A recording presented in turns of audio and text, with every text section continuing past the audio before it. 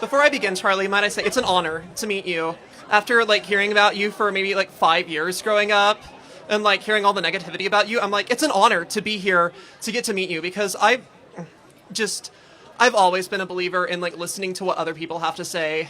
And I just want to ask you a question: do you like the new name for the body of water that was formerly called the Gulf of Mexico? Oh.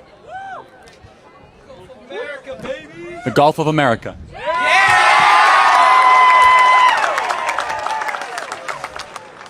All right. Do you also agree with the renaming of the mountain in Alaska that is known as either Mount McKinley or Denali? Do you agree of Donald Trump's renaming I should say President Trump's renaming of that back to Mount McKinley?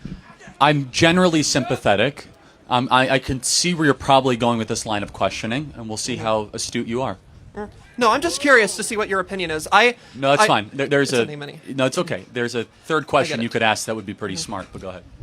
It's a name. A name's a name. I'm planning on becoming a teacher, so... No, it's fine. Maybe you're not going there. That's fine. Yeah. If it says Gulf of America, I'll play Gulf of America, Gulf of Mexico, just the Gulf, whatever it is. It's a name's a name. I'm sure you here in Oklahoma probably still call what is now today Hurricane Harbor. I'm sure some of y'all still call it Whitewater Bay. So, a name's a name. I was just curious about that. Your opinion on that. It's a pleasure to meet you, Charlie, and I'm glad that I could come out to meet you. Thank you. Let me just say one thing. A name is a name, but name should reflect meaning. And so if a name fails to reflect meaning, then that name should be either reconsidered or brought back to the root. Many of our ancestors, their last name would actually be either their profession or the tribe that they were part of. For example, yes, Abraham. That's my last name. My last name translates to free person in Czech. Oh, well, very good. So Abraham means father of nations. Moses, for example, means out of the water or redeemer. Jacob means by the heel because he was born literally by the heel or usurper. Isaac means laugh because Sarah laughed at the idea of having him. So names actually used to really mean something, and I love this idea of bringing naming back to meaning. It's not just semantics. Semantics literally means meaning in its original Greek. Thank you very much. I appreciate Thoughtful it, Charlie. Question. Congrats, Thank Wyatt. Hi, Charlie. Is it okay if I record this for myself? Okay. Of course you can, yeah. So, my name is Jacob Norwood. I'm a junior in high school, and I have a lot of friends who are born from illegal immigrants. And I was wondering if you agreed with the abolishment of the 14th Amendment, which allows birthright citizenship. Yes, I do. I don't think it's going to hold up, but I do believe that the 14th Amendment was not intended for anchor babies, correct? Well, I thought it was intended because people who would be brought over here during slavery, and then their children would then have birthright citizenship, and that was kind of the point. But slaves were granted citizenship, though. They were granted citizenship after they were brought here forcibly, and then... Yeah, but then the kids of citizens are kids, though. Are citizens. What is the difference in immigrants 100 years ago coming here and having children here to immigrants coming here illegally now? Well, slaves are a completely different moral category than someone who breaks into your country, right? Okay, what about Chinese immigrants 100 years ago coming here illegally? I think it should have been wrong then and it's wrong now, for sure, both. But then why would people agree with it? It's been tried. I mean, we've tried to get rid of this for quite some Why time. agree with it then, though? Like, what's changed? What do you mean, why agree with it? What do you mean What's by that? changed now? Well, we're revisiting the actual text of the 14th Amendment. I mean, and nothing's necessarily changed except we think the interpretation has been wrong because it says all persons. It's not clear whether or not that means children of U.S. citizens or if it means a foreigner that just gets on a plane who's pregnant and their kid magically gets a U.S. birth certificate. We are one of the only countries in the industrialized world that has birthright citizenship, one of the few. And so, for example, there are tens of thousands of babies born every single year in America of women from China or from Vietnam that get pregnant in Vietnam and China. At about 7 months, they get on a plane, they land and have their baby in America, and that baby gets a U.S. citizenship. I think that's insane. I think it's crazy that you can get on a plane, be pregnant from another country and be a citizen from another country, come here, and then your kid all of a sudden becomes a U.S. citizen. It first of all, cuts in line and it dilutes the meaning of U.S. citizenship.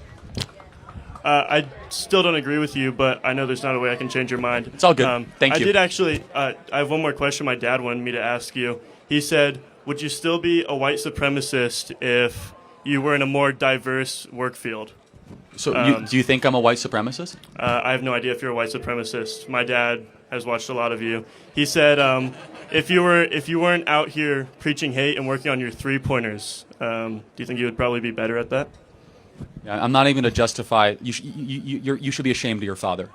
I'm definitely not. My father's an amazing man. Yeah. He cares about American citizens. Your father and all peddles of their rights. lies. I'm not a white supremacist. Honestly, shame on him. For someone that runs an organization called Blexit, do you even know what Blexit is? I do not. It's literally, we employ 40 black Americans that work in Atlanta, Chicago, and Philadelphia trying to improve the well-being of inner-city black America. What has your father ever done for inner-city black America other than call me a white supremacist?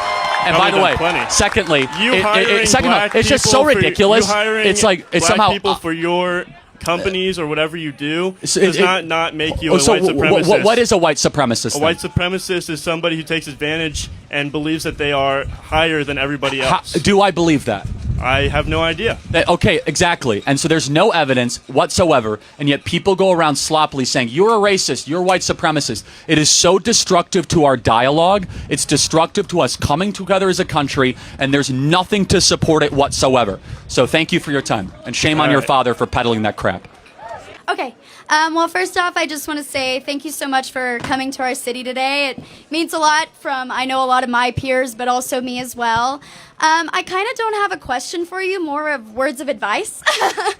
As someone who's fixing to graduate college, I've been studying political journalism. It's been, ever since I was a little girl, that's been my main goal, is to become a political journalism. I just scored an internship, actually, to start off with, shadowing political journalists and everything. And I was super excited for it. I thought it was going to be my start to my journey of success. When I have come to find out, majority of my peers and mentors or people I even looked up to in the office that I work at in the news station, they have told me since I am a Christian young woman that I probably won't succeed.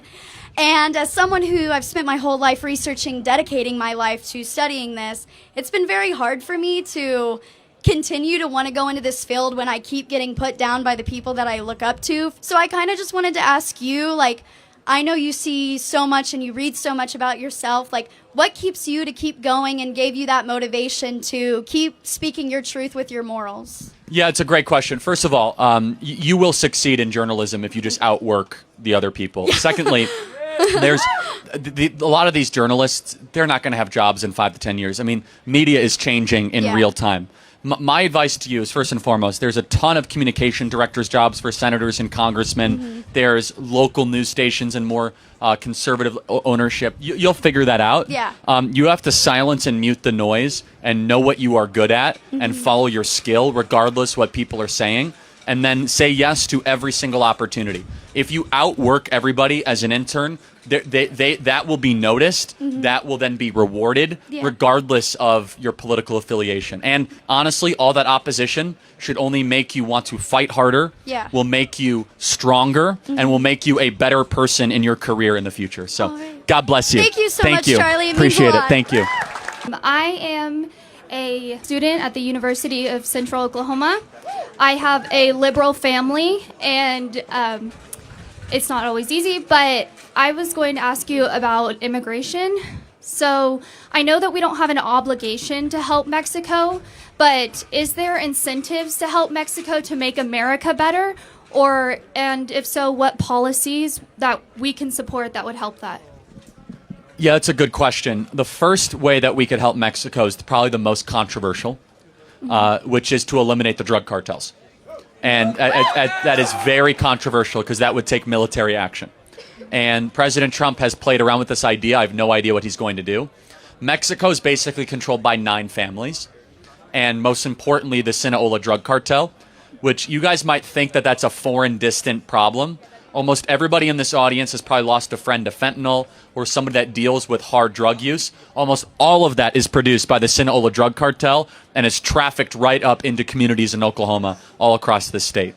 So the best way we could help Mexico is not through giving them money or just cash. We've given them hundreds of billions of dollars over the last 30 years.